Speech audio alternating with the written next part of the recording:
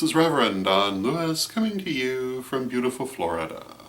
And today our question comes to us from Reverend Vivian. And Reverend Vivian has a question about the monad. And Reverend Vivian's question is this: would it be helpful to a person to know from which monad their soul emanates? And would this help them in terms of self-understanding, and would it affect the kind of spirituality that would be most beneficial to them? And if the answer is yes, how would they determine what monad they come from? And in answering this question, of course, I must first begin by discussing the monad, which may not be familiar to many of our viewers.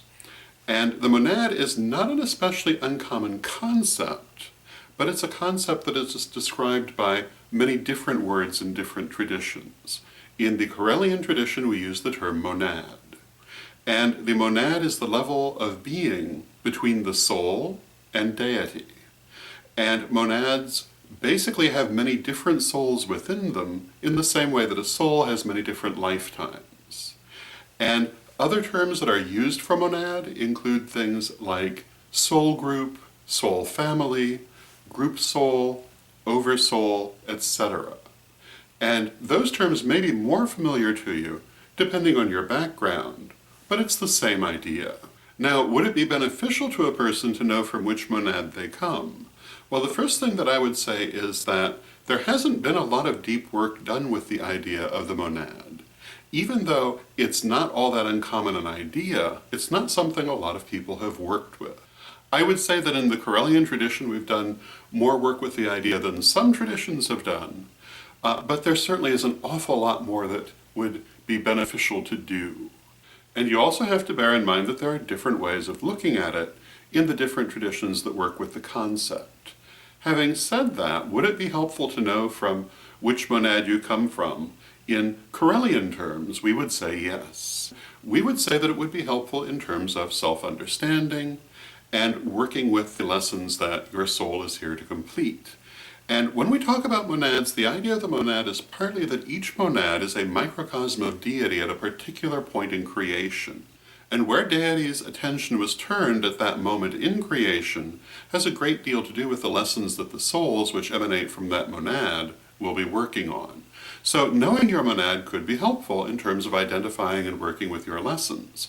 However, again, not a lot of work has been done with it.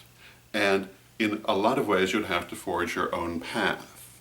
How would you determine which monad that your soul belongs to? Well, the best way to do that is through meditation and introspection and self-reflection. In the Karelian tradition, we have worked with identifying the qualities of different monads. And by working with your own qualities, you might be able to find which one you ultimately trace to. It's a fairly high-level thing, however, and it's not where I'd recommend you start. But it may be a place that you come to in your working.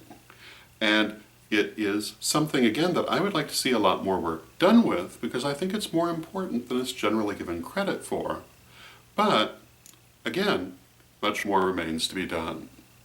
So that would be my answer to the question. I hope you find it helpful, and until next time, may you blessed be. Hello! This is Reverend Don Lewis coming to you for Pagans Tonight Radio. Pagans Tonight Radio is an online radio network with different hosts and different shows 7 nights a week. There's something for every taste, including Spanish language programming on Saturday evening. Check out paganstonight.com today. Pray for peace. Pray for love. Pray for stability. Pray for the nation where you live. Pray for the world.